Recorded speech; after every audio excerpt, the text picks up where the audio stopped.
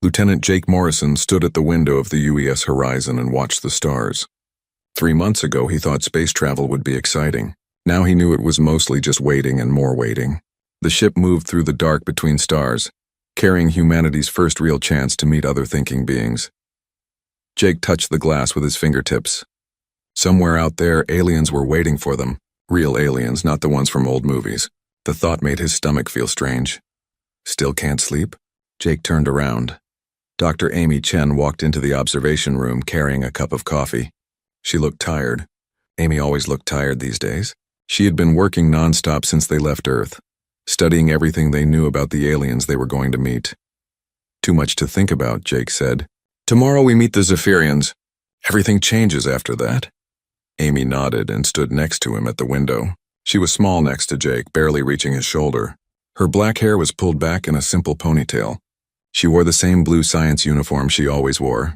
Jake had known Amy for 2 years, but she still felt like a mystery to him. She was brilliant, everyone said so, but she never talked about anything except work. Are you ready? Jake asked. Amy took a sip of her coffee. I don't think anyone can be ready for this.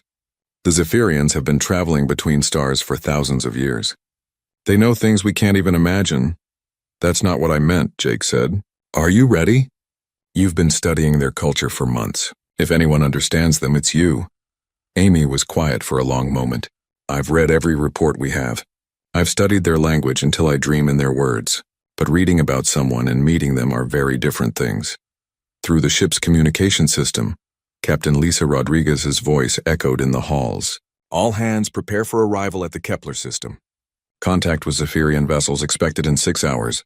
Jake felt his heart beat faster. 6 hours. After 3 months of travel, they were almost there. I should go, Amy said. Final preparations. Amy, wait. Jake touched her arm gently. You're going to do great. We all believe in you. Amy looked at him with surprise, as if no one had ever said something like that to her before.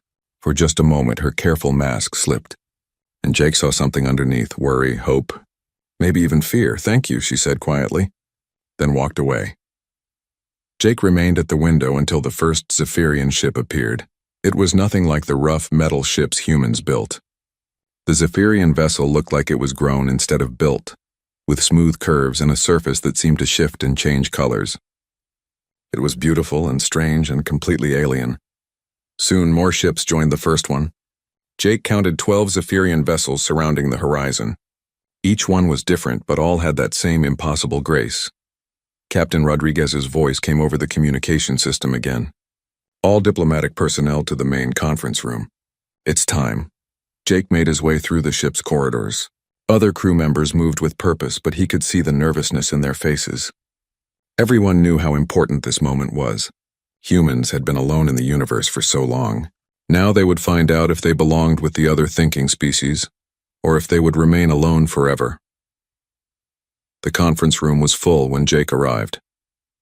Captain Rodriguez stood at the head of the table, her gray hair pulled back strictly. She looked calm, but Jake could see the tension in her shoulders.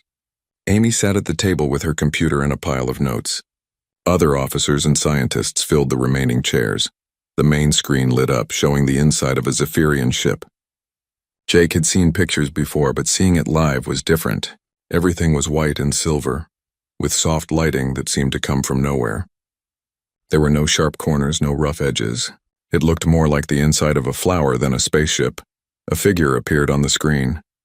High Counselor Vextar was tall and thin, with pale blue skin and large dark eyes. The Zephyrian's face was beautiful in a cold way, like a statue made by a master artist. When Vextar spoke, the translator turned the musical alien words into flat English. Greetings, humans of the vessel Horizon. I am High Counselor Vextar, speaking for the Zephyrian Alliance. We welcome you to our space. Captain Rodriguez stepped forward. Thank you, High Counselor. I am Captain Lisa Rodriguez. We come in peace, hoping to learn and to share knowledge. Vextar's expression did not change. We have observed your species for some time. You are young, emotional, unpredictable. These traits concern the Alliance. Jake felt the temperature in the room seem to drop. This was not the warm welcome they had hoped for. We understand your concerns, Amy said, standing up. We hope to prove that humanity can be a valuable part of the galactic community. Prove? Vextar's dark eyes focused on Amy. Yes, you will need to prove many things. The Alliance has standards. Not all species meet them. What kind of standards? Captain Rodriguez asked. You will be tested, logic, emotional control.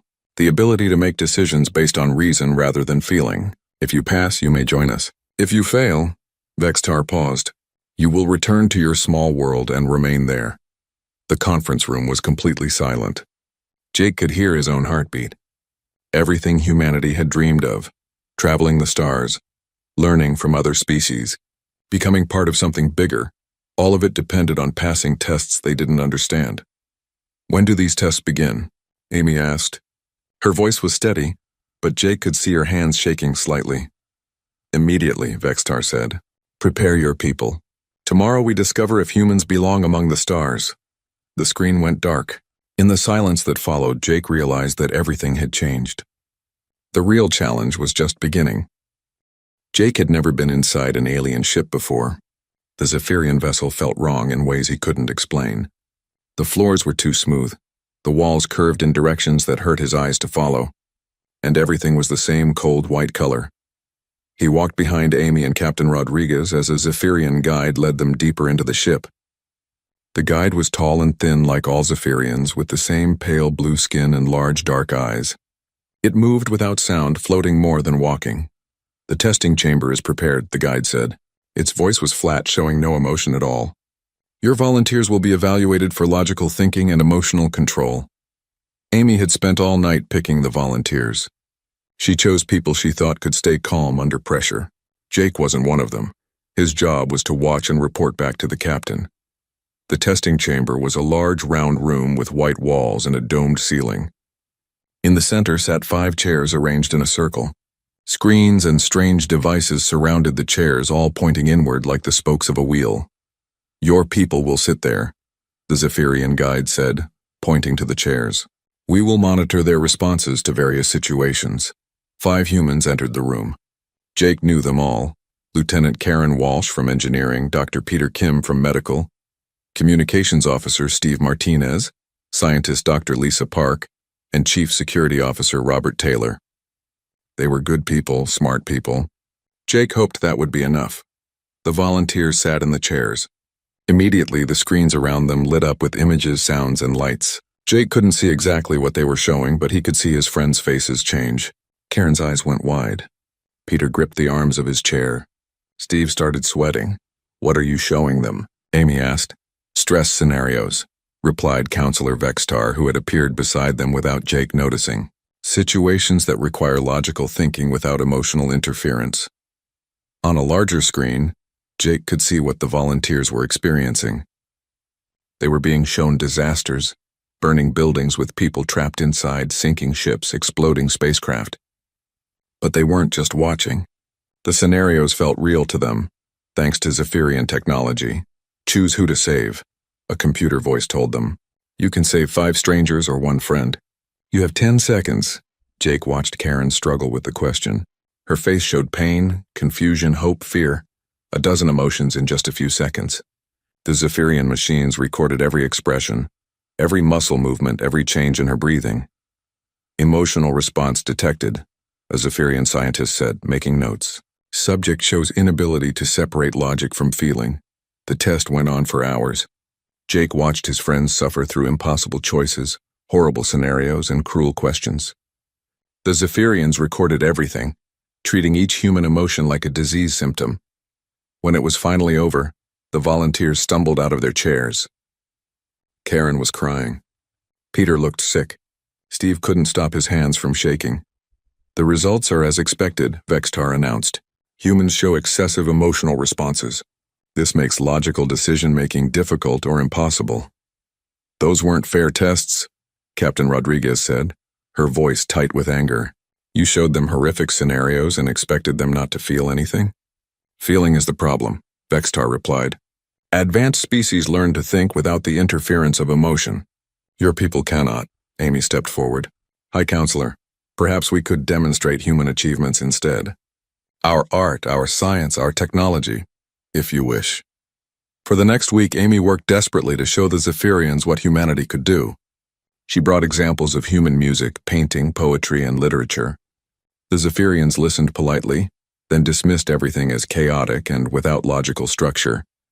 Amy showed them human scientific discoveries, medicine that saved lives, technology that improved living conditions, space travel that brought them here. The Zephyrians called it all crude and inefficient. When Captain Rodriguez demonstrated how human crews worked together, the Zephyrians pointed out every small disagreement as proof that humans couldn't cooperate properly. "You see?" Vexter said after watching the captain and her officers plan a routine mission. "Commander Rodriguez disagrees with Officer Martinez about the best route. Lieutenant Morrison questions Dr. Chen's recommendations. This shows your species' inability to reach logical consensus." "That's not inability," Amy protested. "That's discussion. We consider different viewpoints to make better decisions." "It is inefficiency," Vextar replied coldly. Jake could see Amy getting more frustrated each day. She barely slept, spending every free moment trying to find new ways to prove humanity's worth. But nothing worked. The Zephyrians had an answer for everything, always the same answer. Humans were too emotional to be trusted. During the second week, Jake started noticing something strange. While Vexitar and the other Zephyrians spoke about logic and control, their bodies told different stories. Jake saw Vextar's hand tighten when a human child's picture appeared on screen. He noticed another Zephyrian's breathing change when humans showed kindness to each other. There were tiny expressions that flashed across their faces before disappearing. The Zephyrians had emotions. They just hid them so well that maybe they didn't even know they existed anymore. One night, Jake found Amy in the observation deck of the Horizon. She sat alone, staring out at the Zephyrian ships floating nearby. Her usually perfect hair was messy, and there were dark circles under her eyes. "Amy?" Jake sat down beside her. "How are you holding up?" "I'm failing," she said quietly. "I'm supposed to be humanity's expert on alien cultures, and I can't make them understand us at all." "It's not your fault. They've already decided what they think about us." Amy turned to look at him. For the first time since he'd known her, she looked completely vulnerable. "Jake, can I tell you something?" "Something I've never told anyone?" "Of course. I became a scientist because I thought logic was safer than feeling. My whole life I've tried to be the person who doesn't let emotions get in the way, the rational one, the one who thinks instead of feels." She laughed, but it sounded sad. "And now I'm watching these aliens do the same thing, and I can see how empty it makes them." Jake didn't know what to say. Amy had always seemed so controlled, so professional. He'd never imagined she was hiding anything. "The Zephyrians think emotions make us weak," Amy continued. "But watching you and the others these past weeks, I think maybe they make us strong. When Karen cried during that test, it wasn't because she was weak. It was because she cared so much about saving people that the thought of losing anyone hurt her. That's not weakness. That's beautiful." They sat in silence for a while, looking at the stars. "Amy," Jake said finally, "you don't have to hide who you are. Not from me, not from anyone." She smiled at him, and for the first time it was a real smile, not the careful professional one she usually wore. "Thank you," she said, "but I think I need to figure out how to show the Zephyrians that being human, emotions and all, isn't something to be ashamed of." Outside the window, the alien ships continued their silent watch, waiting to judge whether humanity deserved a place among the stars. The third test was different from the others. Instead of putting humans through stress scenarios, the Zephyrians wanted to see how they made decisions under real pressure. They set up a complex problem in one of their laboratories, a puzzle involving resource management during a crisis. Jake stood with Amy and Captain Rodriguez in the observation area above the lab. Below them, 5 human volunteers worked at computer stations, trying to solve the Zephyrian puzzle. The problem was about managing supplies during a disaster, making choices about who got help first. "Your people must make decisions based on logic alone," Counselor Vextar explained. "Emotional responses will be recorded as failures." The test had been going on for an hour when the accident happened. At first, it was just a small alarm sound from somewhere deep in the ship. Then the lights flickered. A voice spoke in the Zephyrian language over the ship's communication system. Vextar's face changed.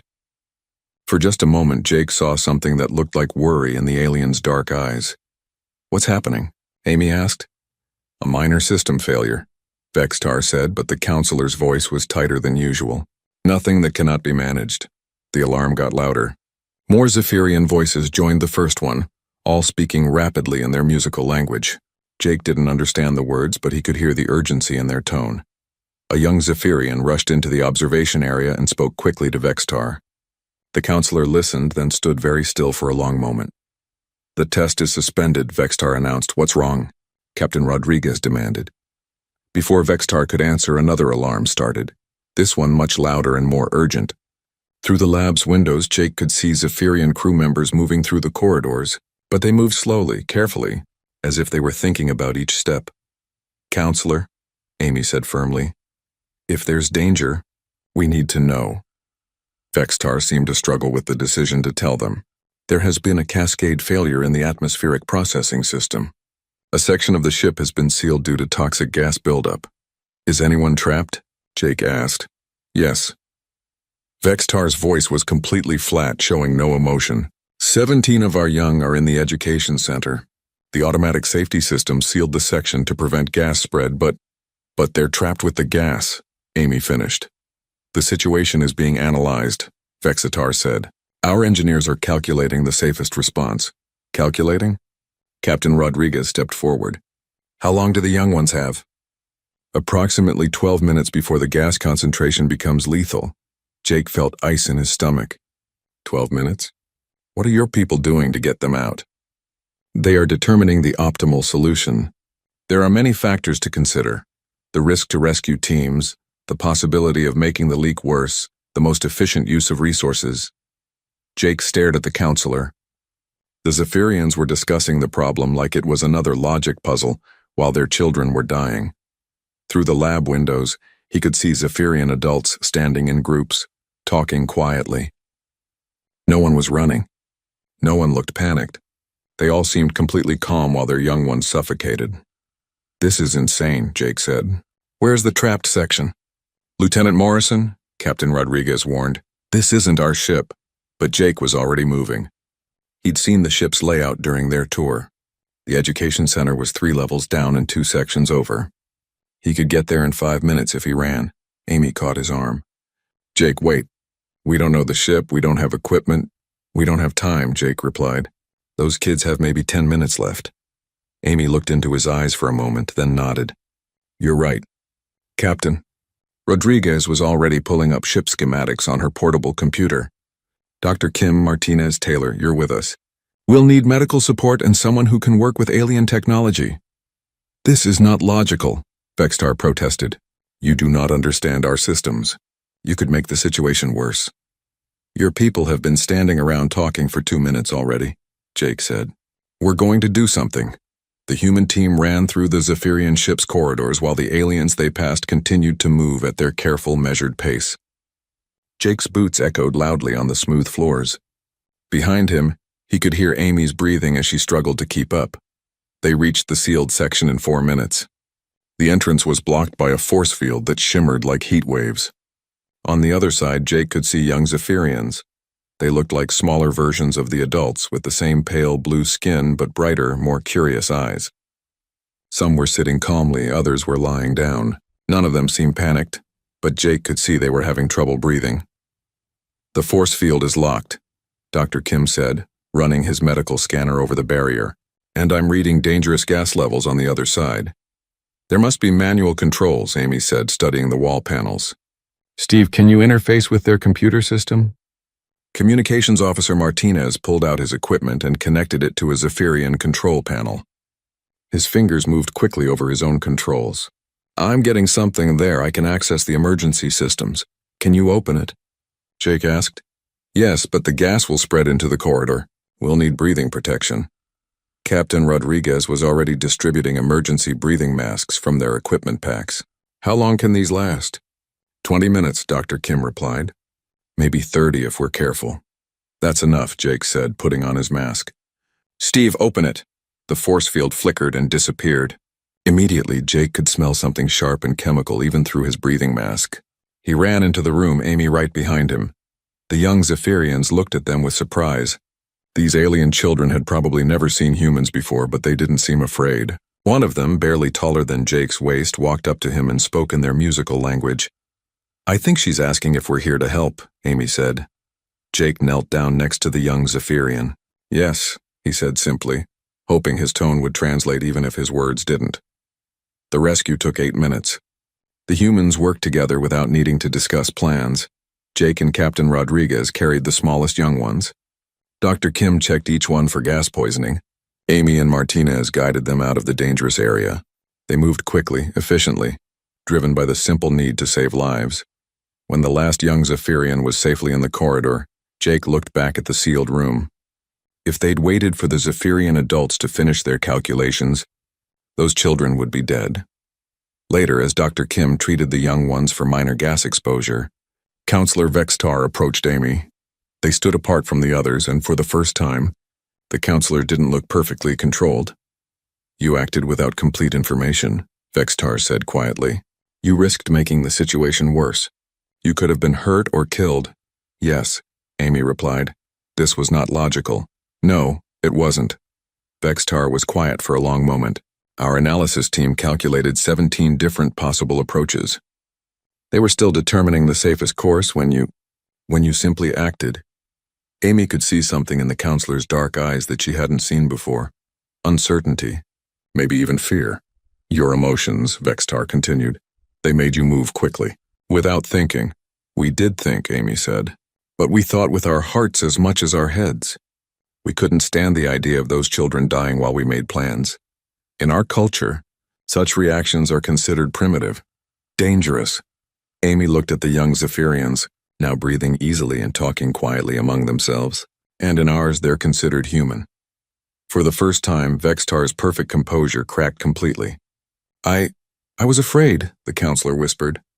"When I heard they were trapped, I felt something I had not felt in many years. Fear. And I did not know what to do with it." Amy understood then. The Zephyrians hadn't evolved past emotion. They had simply forgotten how to use it. "Fear isn't your enemy," Amy said gently. "It's trying to tell you something important. In this case, it was telling you that those young ones mattered to you." Vextar looked at her with something that might have been gratitude, or wonder or hope. "Perhaps," the counselor said slowly, "we need to reconsider what makes a species advanced." Amy sat in her small room on the horizon, staring at the notes spread across her desk. Tomorrow was the final test, the last chance for humanity to prove they belonged among the stars. She had been preparing for this moment for days, but now that it was here, she felt completely lost. Her presentation was ready. She had charts showing human achievements, graphs comparing their technology to other species, logical arguments about why humanity deserved a place in the galactic community. It was good work, solid and scientific. It was also completely wrong. Amy rubbed her tired eyes and looked at her reflection in the dark window. After watching the rescue of the young Zephyrians, she finally understood what the real problem was. The Zephyrians didn't need more logic from humans. They needed to remember what they had lost. But how could she show them that in a way they would understand? Amy's hands shook as she picked up her coffee cup. The liquid was cold. She had forgotten to drink it hours ago. Her stomach felt empty and nervous. Every time she tried to imagine standing in front of the Zephyrian Council, her mind went blank.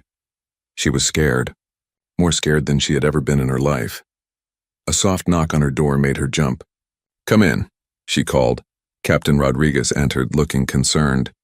"Amy, you've been in here all day. The crew is worried about you." "I'm fine, Captain. Just making final preparations."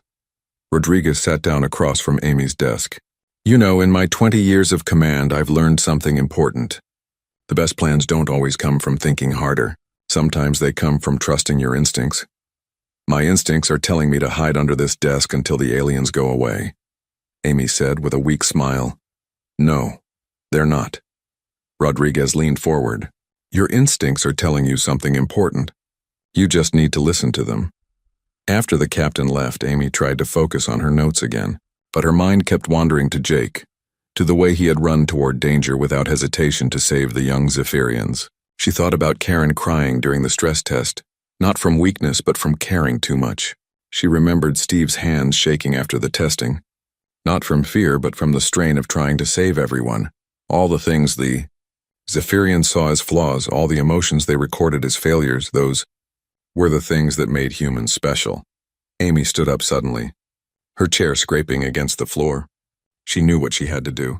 It was crazy, dangerous, and could destroy everything, but it was the only way. The next morning, Amy stood outside the main conference chamber where the final presentation would take place. Her heart was beating so fast she could hear it in her ears.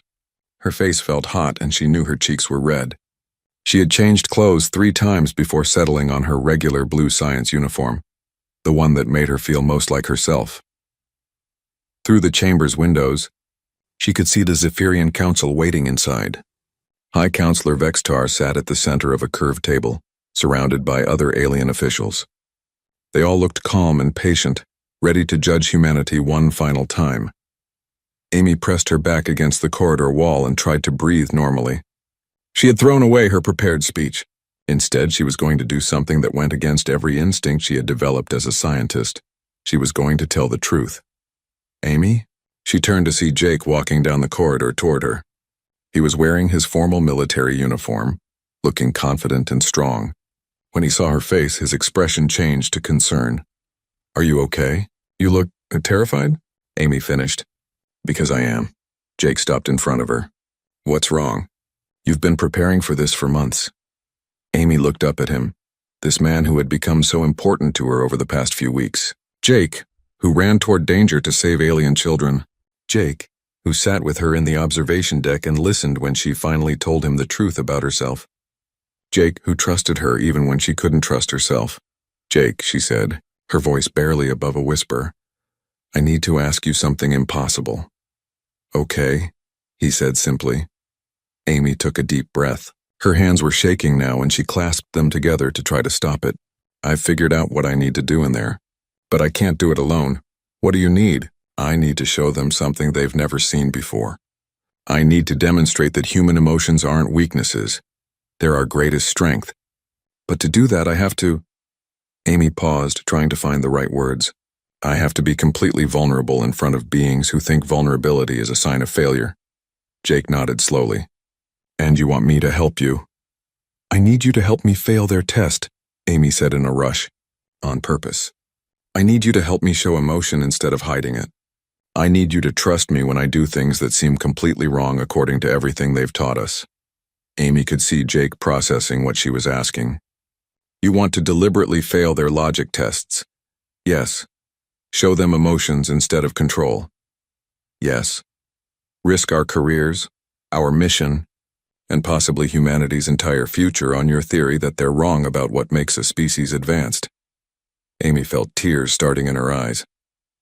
"Yes, I'm asking you to trust me completely, even though what I'm planning goes against everything you've been trained to do.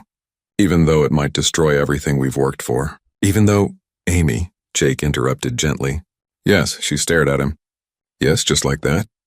"Just like that."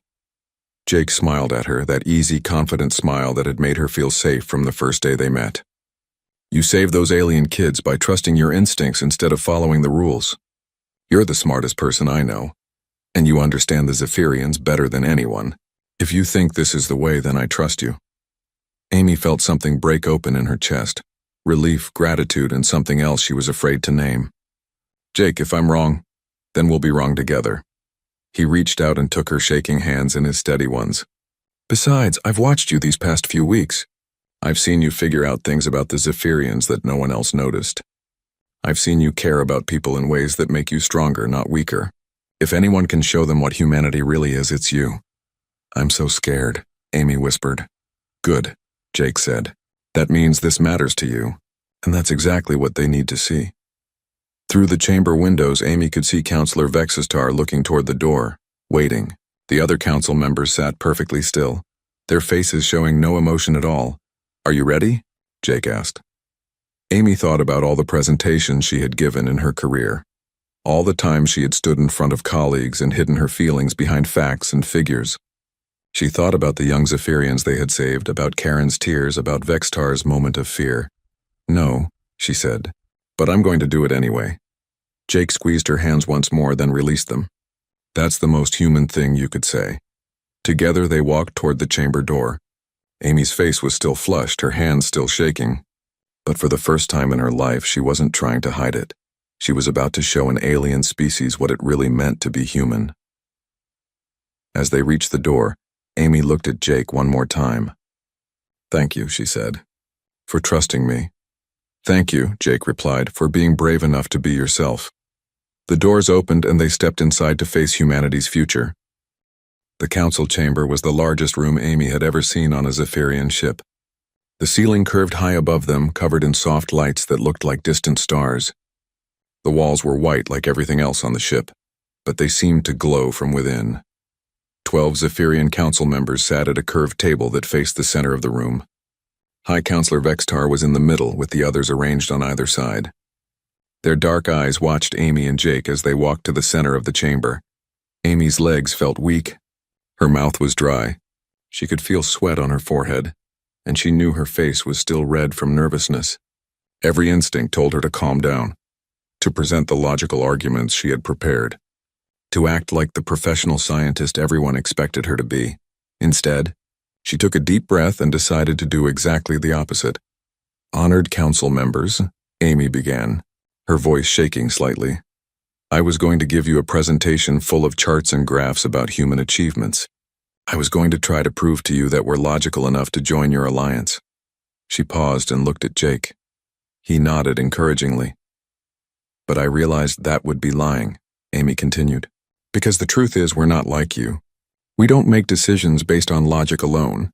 We feel things deeply, and those feelings guide us in ways that pure logic never could." A ripple of movement went through the council members. Counselor Vextar leaned forward slightly. "You've spent weeks testing our emotional responses and recording them as failures," Amy said, her voice growing stronger. "But what you've actually been recording is what makes us human. When Karen cried during your stress test, it wasn't because she was weak. It was because she cared so much about saving people that the thought of losing anyone caused her pain. That pain drives her to find better solutions, to work harder, to never give up on someone who needs help." Amy started walking as she talked, her hands moving to emphasize her words. "When we rescued your young ones from the gas leak, we didn't wait for calculations. We acted immediately because we felt their danger as if it were our own.